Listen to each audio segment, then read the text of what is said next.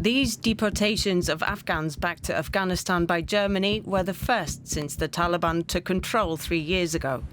The German government wants to deport more and, as a letter seen by DW suggests, that despite not recognizing the Taliban government, Berlin is having to make concessions to the extremists to ensure it can carry on doing so.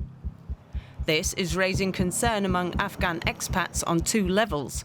One, that the German government could be negotiating more closely with the Islamist rulers of Afghanistan than it admits, and 2, that the Taliban are calling the shots now on just who represents Afghanistan in Germany. Please do not forget, all diaspora which we have in Germany or in other countries, they still have families inside Afghanistan. That means they can be easily pressurized. Their voices will be affected and they will not feel safe here. And I don't think that that is something that Germany or other countries want. Let's rewind. Officially, Germany still does not recognize the de facto rulers in Kabul. Berlin broke off diplomatic relations with Kabul after the Taliban seized power in Afghanistan in August 2021. But the country's 3 representations in Germany remained operational, with pre-Taliban staff and the pre-Taliban flag, the flag of the Islamic Republic of Afghanistan. Afghan ambassadors in Europe are often fierce critics of the Taliban. For the last 3 years, these missions have operated independently of Kabul, meaning no contact or reports back to Kabul, a highly unusual situation in the diplomatic world. The embassies have financed themselves by renewing passports, issuing birth certificates and providing other vital services for the roughly 500,000 or so Afghans living in Germany, Europe's largest diaspora. And up to this year, the Taliban tolerated it. In July, they issued a statement, though, signalling they would no longer recognize legal documents issued for Afghan nationals at many of the embassies and representations in Europe, including the Afghan embassy in Berlin.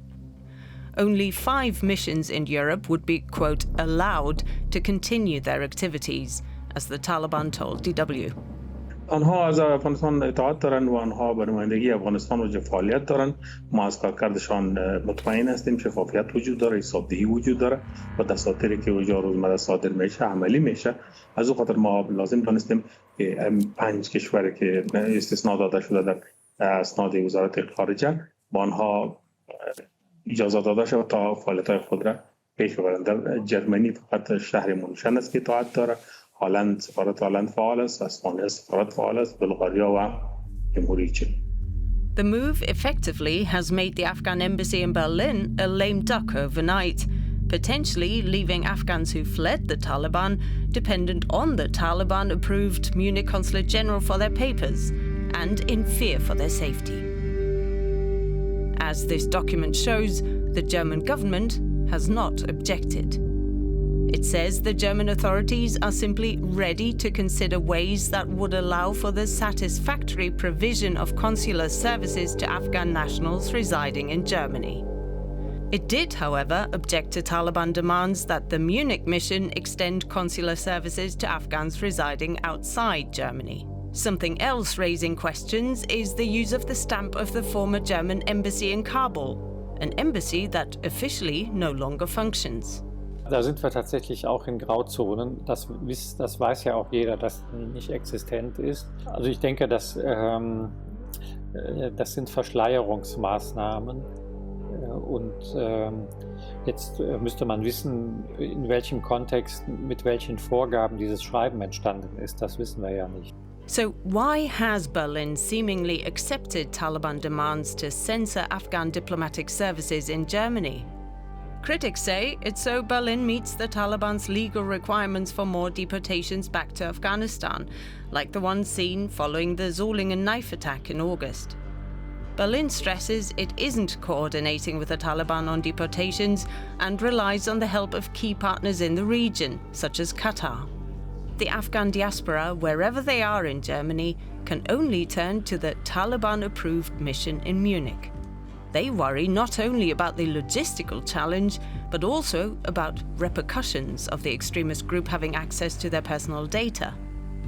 In the past years, we brought people here. We brought women who were in jail and were sexually abused by Taliban. We brought women who did fight. As soon as they were out, they came out and they told about the crimes happening there. So now that they feel safe in this country, they will lose this safety. They will lose this safety because they know that even here they will be controlled by Taliban. The Afghan community also says the development would give a diplomatic boost to the Taliban's status and give the group leverage over Germany. فشاری که سر کنسولگری و سفارت افغانستان به آلمان آوردن این هم یک نگرانی را خلق میکنه که ممکن است طالبان در بدل پذیرفتن این کسایی را که اخراج شده تقاضای سفارت بکنه و ما باید در روزهای آینده متوجه باشیم و باید که غافلگیر نشیم و باید نهادهای دیپلماتیک هم در این راستا فعال شوند. DW requested an interview with Afghan officials at both diplomatic missions in Berlin and Munich, but they declined to comment. The German Foreign Office has confirmed to DW that, quote, the impact of the Taliban's announcement is currently being assessed. The Taliban have not yet reacted to the German letter.